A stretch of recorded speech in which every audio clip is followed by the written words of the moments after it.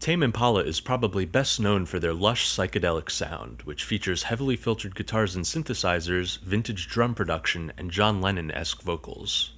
But on songs like Apocalypse Dreams from their hit 2012 album Lonerism, these components are supported by an equally mind-bending approach to harmony. Let's take a listen.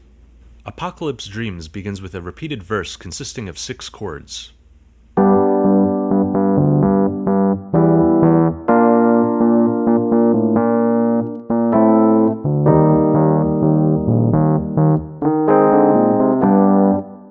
It should be immediately obvious that many of these chords do not belong to the same key, though for the sake of simplicity I am notating the whole song in the C major key signature, no sharps, no flats.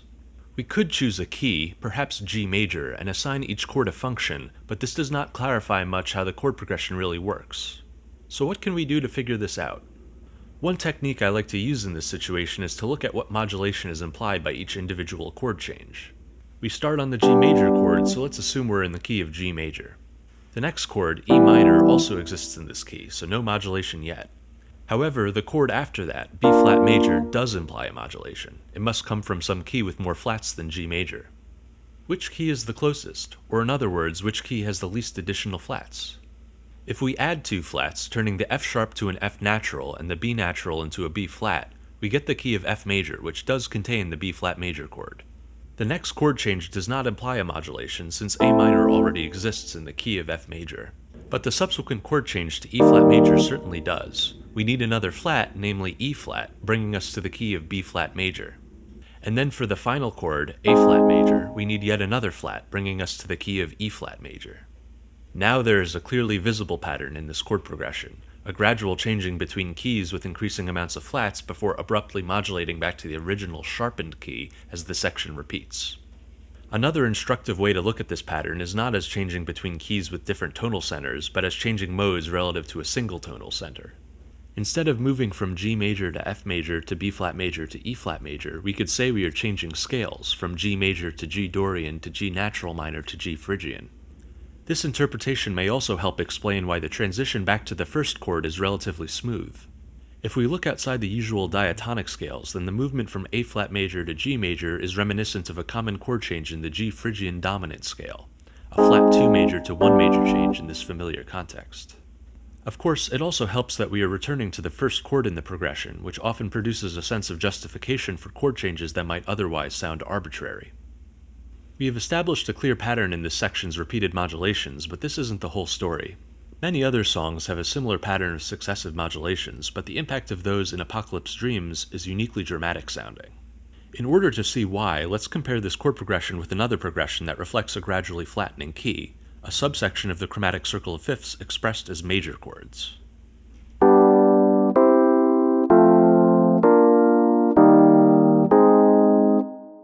At first glance, these 2 chord progressions are quite similar.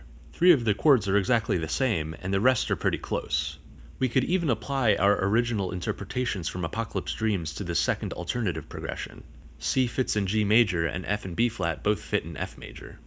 Yet if we compare the sound of these 2 progressions, there is something almost mundane about the second one.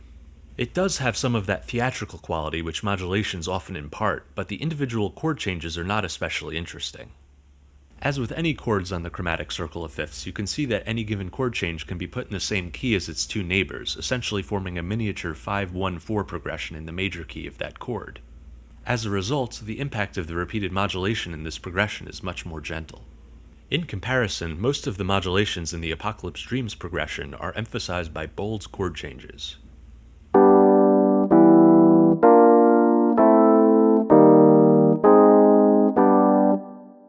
The change from E minor to B flat major entails the root note jumping up by a tritone. Likewise with A minor and E flat major, another tritonal movement from a minor chord to a major chord. The change from E flat major to A flat major, on the other hand, is a subtle circle of fifths change. In fact, were it not for certain details of the vocal melody, we might even be tempted to subsume both these chords within the key of E flat major. But then there is that final return to G major, which entails the root note moving by a semitone, another bold change. Whereas circle of fifths chord changes make it sound like we are staying inside one key, chord changes which entail moving the root note by a tritone or a semitone tend to enhance the sound of a modulation. After all, it is not often that chords a tritone apart or a semitone apart exist in the same diatonic key, and when they do, it is only for very specific chord qualities and functions, which of course end up being subverted in the Apocalypse Dreams progression. In comparison, chords a perfect fifth apart are ubiquitous and comfortably comprise almost any combination of chord qualities. It is only fitting that the vocal melodies in this section also emphasize the conspicuous sound of these modulations. This is achieved by using notes which diverge from the key of the previous chord.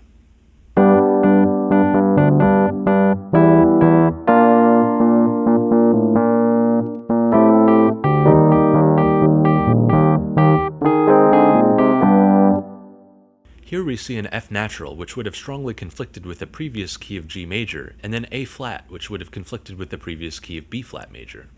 In addition to highlighting modulations, this technique also permits the formation of melodic shapes which are not possible in simple diatonic scales.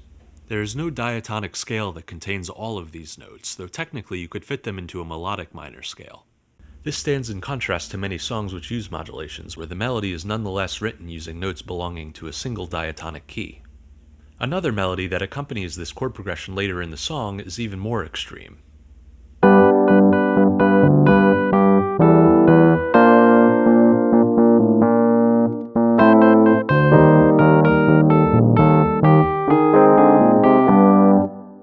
As you can see, every possible note between G and C is played at some point.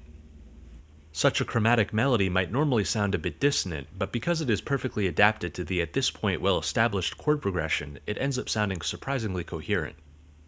After the verse section repeats a few times, we transition to what could be best described as a bridge section.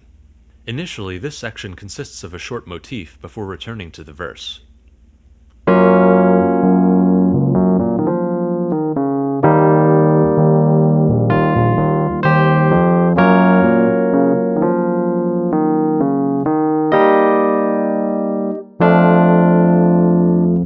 And as the lyrics on a later repetition of this section suggest, everything is changing. Up until now, we have been able to interpret each modulation as introducing a new scale or mode rooted in G. But having emerged from the final chord of the verse, A flat major, it is as if we had continued the pattern of adding flats to our key until we have flattened even the G itself to form the bridge's initial chord, G flat major 7th. Since no mode with a root note of G also contains a G flat, it makes sense to instead employ the changing keys strategy from before. And so, the chord change which begins this section implies that we are now in the key of D flat major. At this point, however, the pattern of increasing flats begins to reverse. First, we end up on the E flat major chord, which implies a change to the key of A flat major. These two chords repeat, and then, as a transition out of the bridge, there is an F major chord, implying a key with even fewer flats, namely B flat major. Finally, we return to the G major key of the verse, which of course has fewer flats still and serves as the logical endpoint of this new pattern. In the key of G major, where we end up, the chord functions of these last three chords are flat 6 major, flat 7 major, and 1 major. This cadence is not uncommon in rock music. I've heard it referred to as the Billy Shears progression, after the opening to the Beatles song I Get By With a Little Help from My Friends. No doubt this song's place in the psychedelic rock canon bears some indirect influence on Apocalypse Dreams. It even shares the positioning of this cadence so that it resolves to a different key than the section it begins in, which has a particularly striking effect. Can we assign harmonic functions to other chords in this section? In other words, can we say this section is an overarching key center in the way we identified chord functions in the verse relative to the key center of G? The answer is ultimately yes, but the first two iterations of the bridge don't really give us enough information to go off of. The final iteration of the bridge serves as an outro, repeating the section until the song ends.